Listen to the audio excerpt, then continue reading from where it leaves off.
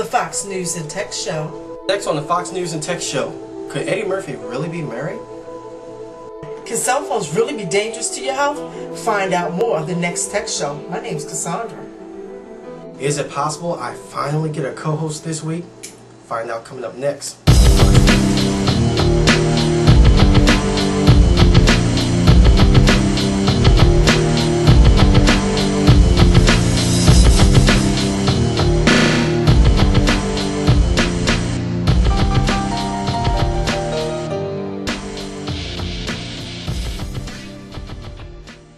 Today's show, can credit cards interest rate really be going up?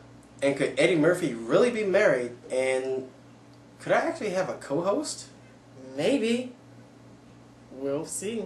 Maybe. Hello everyone, and welcome to the Fox News and Tech Show. I'm your host, David Fox. I have with me a new co-host, Ms. Cassandra Furtado. Thank you for having me today. How are you? I'm great, and I'm glad to be back after a nice holiday season, and we took off. We're back here on January the 4th, 2008, this Friday, and we got some hot news stories today.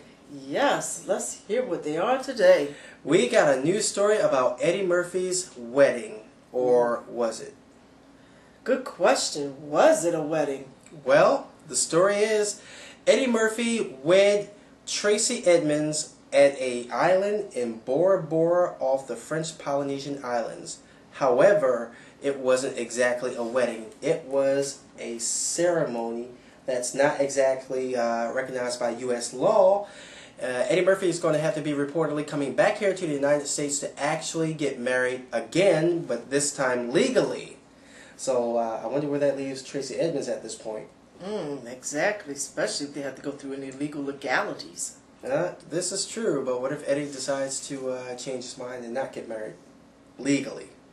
Still, inquiring minds would love to know how that's going to play out.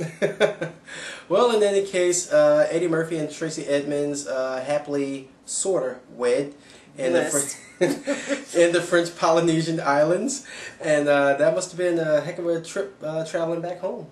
Yes, speaking of the trip, you know today's topic is about people driving with cell phones and talking, not concentrating on the road. Oh God, that's an old one that's plaguing everybody. Yes, it seems like this is a topic that's been going on for a long time. They should really make this a legal law about talking on cell phones while you're driving. Well, you know, from state to state, certain states has actually outlawed, or shall I say, made it where you can get tickets driving while having cell phones. However, even though certain states have made it illegal to drive while talking on the phone, whether you have hands-free devices or not, I think they actually should make it illegal across the board, federal, throughout the United States. Yeah, well, the way they're talking now, the commuting is making it very even slower to drive. I mean, they're just saying that people driving 2 miles an hour, that's pretty slower than a turtle, don't you think? Well, yeah, I mean, you know, you've always got the guy right in front of you or right beside you talking on the cell phone and swerving. I guess it's just as bad as the women putting on makeup while they're driving, no pun intended. However, I guess with all that bad traffic, it's got to be burning up a lot of gas too, right? Yeah, especially, oh my gosh, you think gas prices or something. Wait till you hear about the credit card fee rating is hitting skyrocket up to 30%. Oh my God, as if our credit card bills wasn't high enough. Well, the way they talking now, no matter if you have good credit, bad credit, or in-between credit, you're still going to be hit with that 30%. Wow, so 30% on top of all credit cards, like a 30% interest fee or something? Yes, and it's no matter which way how you do it.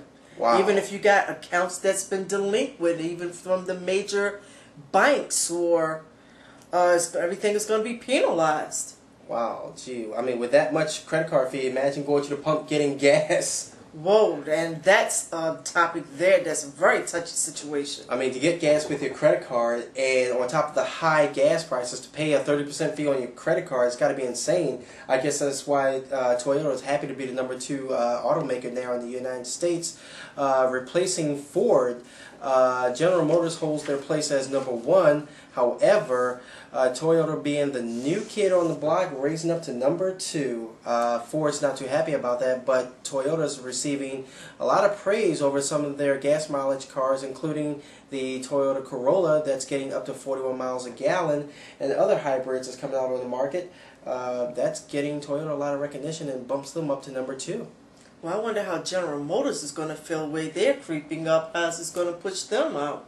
Well, if General Motors is holding their number 1 spot, they've got to be taking a hard look at Toyota getting up to number 2 and creeping up on their heels fast. Well, you know, that's going to be pretty scary, so they're going to have to do something to keep up with that number 1 rating. Well, you know, America loves their SUVs, but they got to be taking notice of those gas prices. And with Toyota making great gas mileage cars, a lot of people got to be rethinking getting the SUVs. Yeah.